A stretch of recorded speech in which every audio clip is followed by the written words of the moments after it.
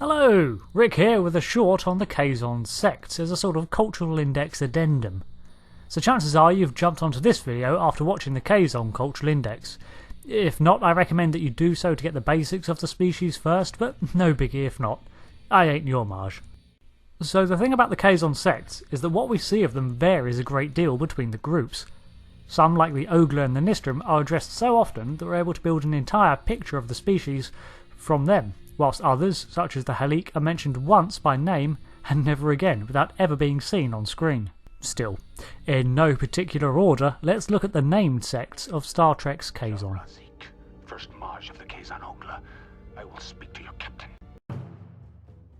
The Kazon Relora.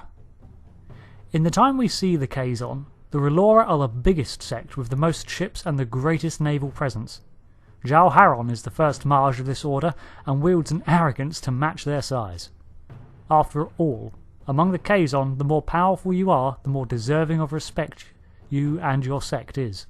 The Relora originally were smaller than the Nistrum, but overtook them in terms of territory through attrition over several generations. As such, the Nistrum have declared the Relora as blood enemies, although the Relora view this as laughable as an attempt to remain relevant. Their only true threat is that of the Kazon Ogla, the second biggest sect. The Kazon Relora wore an olive-long coat with brown leathers over the top for protection. Underneath this garb they could wear whatever they wanted, but Marges were singled out by a green band around the chest. The olive and brown replicates a more militaristic colour scheme in fitting with their position as the biggest force of the Kazon. The Kazon Halik. They hold territory including Runara 4, one of those sects that got no on-screen time are the Halik, and all we really know of them is that they are enemies of the Nistrum, which does provide an excellent talking point. The Kazon political structure shifts rapidly as different sects gain the upper hand over the others through achievements such as technology or supremacy of ships, and as such it's not unheard of for a sect to be completely demolished within a few weeks. Either this happens when a rival overpowers and destroys them, or they're absorbed culturally into another. As enemies of the Nistrum, they've existed for a while without being attacked, and they're big enough to hold at least one colony world. This suggests they're of small to a moderate size. The Kazon Nistrum, the most often seen sect encountered by the Voyager crew in the Delta Quadrant. The Nistrum are a shadow of their former glory by the time of first Marge colour, and serves an example of how a sect can diminish over time as opposed to being wiped out by another. During the time of Colour's grandfather, shortly after the liberation from the Trabe, the Nistrum were the most powerful sect. Their territory waned through conflict with other sects, however, and now they own less than a dozen vessels, perhaps as few as 7. Though their territory includes the Tanaris cluster and Gemma 4, the future for this sect seems uncertain, with dissolution being likely.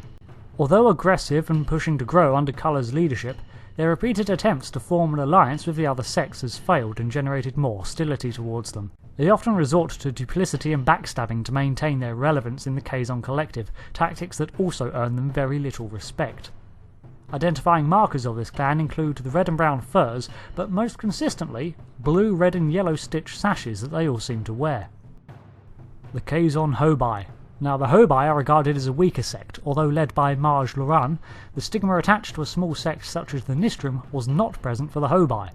Instead, they seem more content to maintain what resources they do have, measuring up options and keeping themselves open to change. It's for this reason that they're uneasy allies to the Nistrum, the Relora and the Halik. We can only speculate as to how they maintain this precious truce with multiple enemies. However, as a smaller sect, it's likely through resource trade. Of course, their darker, no-nonsense garb covers them up to the neck and suggests they don't neglect military matters. Therefore it could simply be that attacking them would prove too troublesome and time-consuming even for the bigger clans such as the Ogla. And with a network of loose allies to call upon, the Hobai are a good example of how a smaller sect can survive, always being invited to negotiations, never committing entirely. The Ogla are the second largest sect and patrol large areas of Okumpa space as well as a multitude of other systems. Their territory is in a constant state of flux, as Ogla ships routinely travel beyond its borders to claim new areas and resources. Not uncommon for the Kazon, the Ogla are very territorial, often attacking ships in their space without provocation. They do have some stable systems under their control, however, such as Turok, a terrestrial moon which is utilised as a training ground for their young. The trial for a young Kazon to earn his Jarl name was to kill an enemy of the Ogla or die trying. In fact, most of what we know of the Kazon initiations comes from the Ogla. The fact that their territory is always shifting seems to be a product of their piratic lifestyle. As civilian vessels take further paths away from known Ogla space, the Ogla respond by branching outwards, seeking new targets. The fact that most of their holdings are used as training grounds or storage suggests that most of their resources come from their aggressive acts. Their culture seems to focus on warfare and hunting more so than the other sects, making dealing with them a precarious affair. You can usually identify a Kazon Ogla by the predominant yellow colour in their outfits, which are often loose-fitting and lightweight. The Kazon Ogla Mar. Led by First Marj Valek, the Ogla Mar is most likely an offshoot of the larger Ogla sect. This seems to be supported by the fact that the uniforms and the dress of the Ogla Mar are nearly identical to that of the Ogla. If this is the case, and they are an offshoot, it shows another aspect of how the sects function.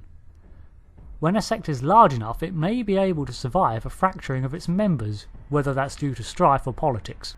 So what would cause a sect to produce a splinter group?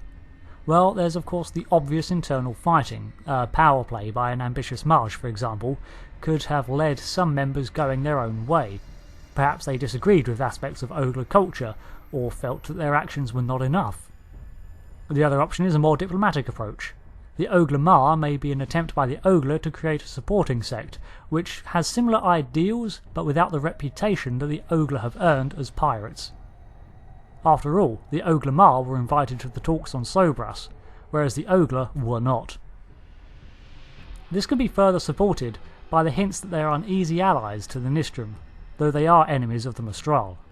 The last option I can think of is that the Ogla Mar is a joining of the Ogla and another sect, perhaps the Pomar, and constructed of members who favoured a different approach that did not ally with the goals of the other two. That's just speculation, as unfortunately they too do not get much screen time. The Kazon Mistral. Jal Surratt led the Mistral, who were most often enemies of the Nistrum, but then again, who isn't? And they were also enemies of the Ogla Mar, and as such they did not shy away from combat. However, as a small sect, they could not afford to shun diplomatic overtures, and as such attended both the Nistrum's proposition of an alliance and the Trabe peace talks, both of which failed miserably, but hey, they tried, right? The Kazon Pomar. Now the Pomar, led by Marj Minis, is probably best known for hosting the Sobras talks between the Kazon sects, the Trabe and the crew of the USS Voyager. The most apparent thing upon meeting the Pomar is their dedication to wearing a set uniform. Almost all of their members look the same, even Marj is dressed in the same attire. This, perhaps, shows a stricter, more disciplined lifestyle aboard ship than the nomadic or tribal appearances of the other sects. It was also to this sect that Neelix appealed to call for negotiations, showing that rather than act on territorial domination, the Pomar were more open to trade and diplomacy. It's probably for this reason that the Pomar had a large settlement on Sobras to begin with.